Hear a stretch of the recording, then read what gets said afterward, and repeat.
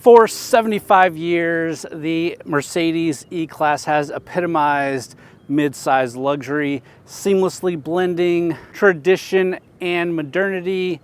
And here in the 6th generation, the 2024, we mark a significant evolution in the E-Class. Let's get into it. All right, so first off, over the years, there are a ton of different flavors of an E-Class. You have everything from a sedan to a coupe to a convertible to a wagon. Here in 2024, we have the option of an E350, an E350 4MATIC, or an E450 4MATIC. We're gonna be focusing on the E350 in this video because that's what we have. That comes in 2 different trims, which include the Premium, which is the standard base trim, and the Pinnacle at the higher end trim. So what we have here is the E350 4MATIC Pinnacle sedan with some goodies. Let's get into it by talking about the exterior design. All right, starting off with the exterior, we do have the Nautica Blue metallic exterior paint. Very dark, but super sparkly in the right kind of sunlight. I think it looks really good. I'm into blue paints. Up front, we do have the newer Mercedes-Benz styled grille with the Mercedes-Benz logos plastered throughout. We have the new heavily styled LED headlights with lots of intricacies, very distinct looking. And of course that large front fascia and bold hood. Along the side, the door handles are flush with the vehicle and pop out as you approach the vehicle or unlock the vehicle. We do have body colored side mirrors with turn signal indicators. We also have optioned up to 21-inch AMG multi-spoke wheels with black accents. These are very large but very nice looking on this vehicle. Towards the back, we have the triangle styled LED taillights, which I think are some of my favorite features of this new vehicle. And of course, those large exhaust ports in the back. Even though this is not the sporty trim, you can obviously see that it's meant to do a bit more than just the day-to-day drive. Touching on the size of the sedan, it is a mid-size sedan. Your total wheelbase is 116.6 inches. The length is 194.9 inches. The height is 57.9 inches and the width is 64.7 inches. Popping the trunk, you can see that we do have a cargo capacity of 12.7 cubic feet. That's not a ton of space for a mid-size executive sedan, but it'll get the job done with getting multiple golf bags, luggage, or the occasional large grocery getting. It is a power lifting trunk and a power closing trunk. Under the hood, the E350 4MATIC features a turbocharged 2-liter 4-cylinder engine paired with a 23 horsepower electric motor, producing a combined 255 horsepower and 295 pound-feet of torque, paired with a 9-speed automatic transmission. This setup offers a balanced performance with fuel efficiency of 24 miles per gallon city and 33 miles per gallon highway. 0 to 60 time is a respectable 6.1 seconds, while the more powerful E450 accomplishes it in 4.4 seconds. And we'll get more to that as we drive. But I did want to touch on the hybrid system in both models, reduced turbo lag, and smooth operation of the auto start stop system, enhancing overall driving dynamics. In our review vehicle, the Powertrain delivers a smooth and quiet performance. This 4-cylinder engine in the 350 is plenty quick, but of course that 450 in line 6 is particularly sweet. Moving our focus to the interior, the Pinnacle does boast the Tonka brown and black upholstery with piano lacquer accents and a ton to cover, so let me pick you up and show you around. All right, first off, it is a push button start, so push down on the brake and push on the start button. And the vehicle comes alive in a quiet manner thanks to the hybrid system. But you can automatically see we have a ton of screen real estate in here. Starting off with the 14.4-inch large center display that boasts Mercedes MBUX system with a ton of things that you can go through, including YouTube. You have Apple CarPlay and Android Auto, You have multiple different apps, including gaming. And you can see we have this camera, which is actually the camera right here, looking into the cabin. Now we don't have storage in here at the moment. For recording, not exactly sure what this is for, but my assumption is it's for safety, for theft or things like that. Usually you want your dash cam looking the other way, not at the passengers. But that being said, we do have a passenger screen, and depending on exactly what the screen is doing, the driver can or cannot see it. But you do have all the same things. You can look at the navigation, you have apps and games, you have YouTube, all things that my kids have been playing with throughout the week that I've had this. In some ways it's gimmicky, in some ways it's kind of cool. You can Bluetooth your own headphones to this, so if you are listening to media on this, it doesn't have to be through the car speakers, or it can be through the car speakers. Moving back below the main screen, we do have a couple of physical like buttons.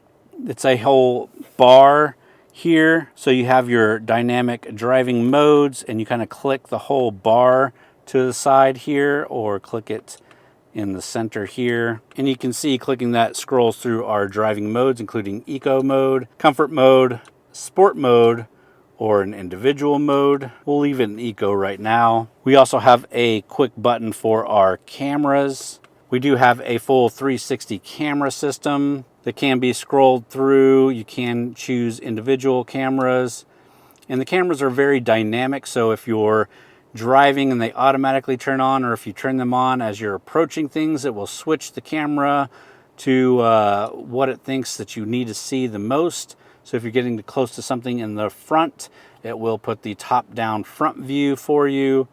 Again, very dynamic and very good. You can also put it into reverse and get the camera, obviously. Your next button is for vehicle functions, which includes stuff for your heads-up display, steering assist, other features like lane keeping assist, your manual shifting modes, a quick access to all functions for the vehicle itself. Continuing on, we have our hazard lights, a power button to turn off the displays, and you can individually turn off your central display or the passenger display. Then you have an audio mute and your volume rocker. Here in the console, you can see that lacquer striped material.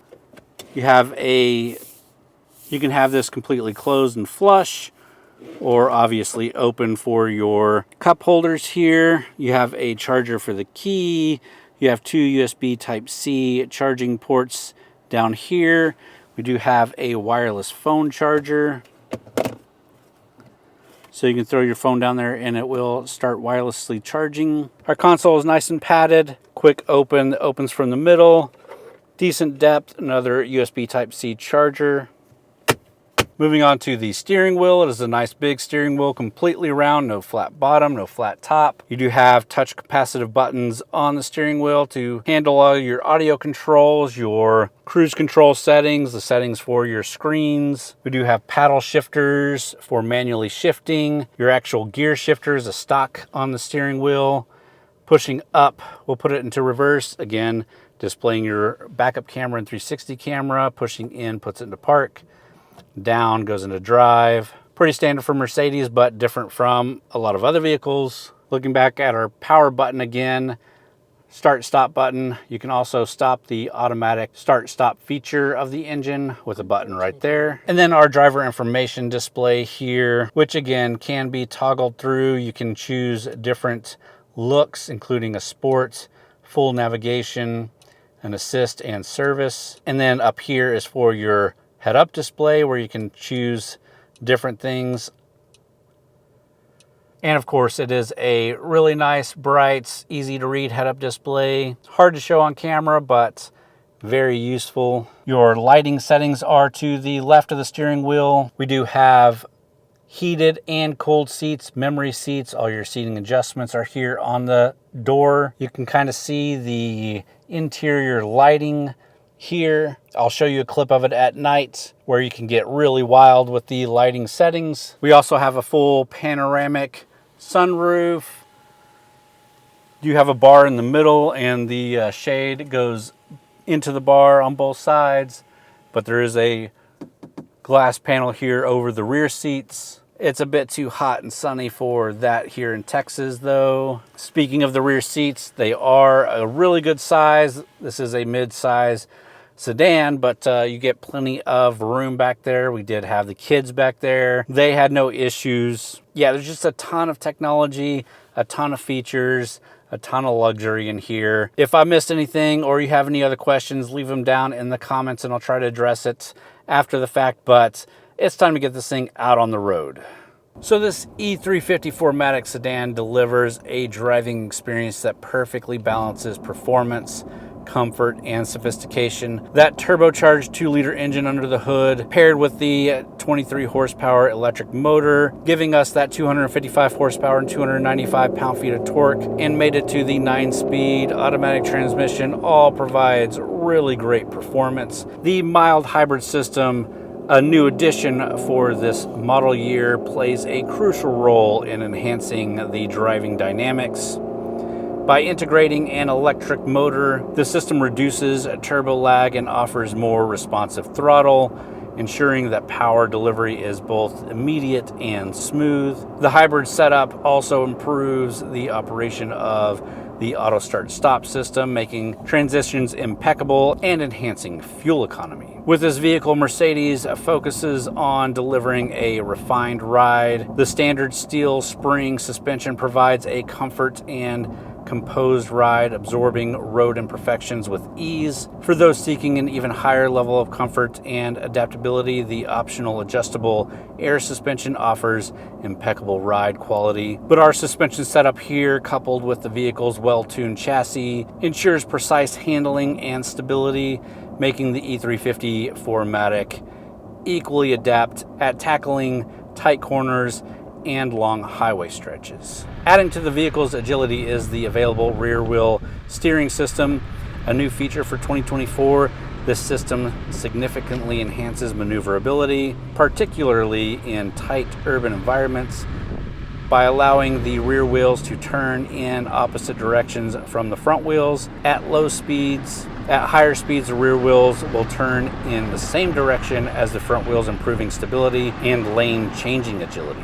Despite its robust performance capabilities, the E350 4MATIC sedan also excels in fuel efficiency. The combination of turbocharged engine and mild hybrid technology ensures that the vehicle delivers commendable fuel economy figures. Our vehicle achieves an estimated 24 miles per gallon city and 33 miles per gallon highway, and these figures are particularly impressive given the vehicle's performance credentials and the all-wheel drive system. The overall performance of this E350 4MATIC is nothing short of impressive. The 0 to 60 sprint is achieved in a respectable 6.1 seconds, showcasing the vehicle's ability to deliver swift acceleration when needed. Let's go ahead and put that 6.1 second time to the test with an unscientific, quick 0 to 60 test. All right, now that we're on a closed back road here, we can check a quick 0 to 60 time. Nothing fancy, no manual shifting, just in sport mode. Ready, set, go.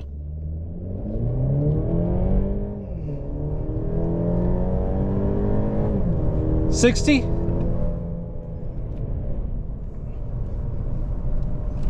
Not terrible, not terrible.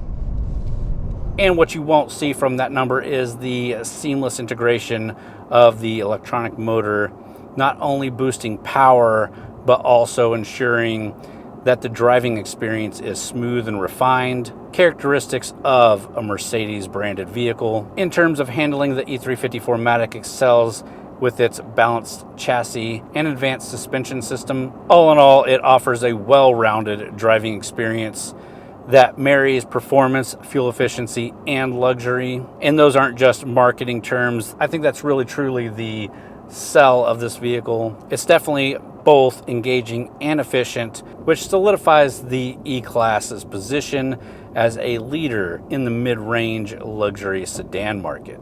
All right, with that fun drive, let's quickly talk about the price and then we'll start wrapping this thing up. The base price for the base E350 starts at $62,000. The E350 4MATIC starts at $68,000. Our pinnacle trim here with some extra features is $82,000. And obviously the 450 or any AMG versions are gonna really push that up. You're looking at competition like the BMW 5 Series, which obviously is an amazing driving vehicle, an amazing luxury vehicle in its own right. The Audi A6 or A7, which are both very good vehicles. The Genesis G80, which is kind of the new kid on the block, not quite as expensive as these, but still offers a really good punch in the luxury segment. And I do have videos on most of those throughout the years, not quite the 2024s, but if you want to see some of those, I'll leave links in the description. But let's jump out and I'll give you some of my final thoughts on this thing and we'll wrap up the video there. All right, and after a full week with the E, a 350 4MATIC Pinnacle, I think it is a compelling blend of luxury, performance, and advanced technology, making it a standout choice in the executive market. And while it's quite expensive even for more of a base or mid-tier vehicle, I think those that can afford it will be quite pleasantly pleased. A lot of times for our reviews, we get the really top-end trim, the very sporty trim, the more flashy trim to really show off the vehicle and what it can offer. It's not as often that we get a more kind of base level trim. And quite frankly, this is still the Pinnacle and it's still the 350 4MATIC. So it's not the base, but it is more base than what we usually get. And every time I drive an AMG version of a Mercedes, I'm always left wondering, well, how good is the actual more base vehicle, the 350s over the AMGs? And every time I'm able to drive something like this, the 350 4MATIC, I'm always reminded that this thing is really stellar no matter what trim you get. If you're looking for that crazy power that you get out of the AMG, it's awesome as well. I've driven plenty of E-Class AMGs throughout the years. But if you're looking for a sophisticated ride, a good look, that still has really great performance and technology, it's hard to go wrong here. With that, I hope you enjoyed the video. If you did, please hit the thumbs up button. Leave me a comment down below. Let me know what you think about the 2024 E-Class. Subscribe to the channel if you're into automotive reviews. We do a different review every week. Lots of great options out there. It's also worth going to TXGARAGE.com where we've got a lot of written reviews as well as event news coverage over there from a lot of great authors, not just myself. Really worth checking out. We've recently posted things like on the high-speed rail that's coming from Houston to Dallas to Fort Worth. We've got news articles on the latest coming up with some of the coolest brands out there. So really go check out TXGARAGE.com. With that, that's all I got for this video. Thanks for watching.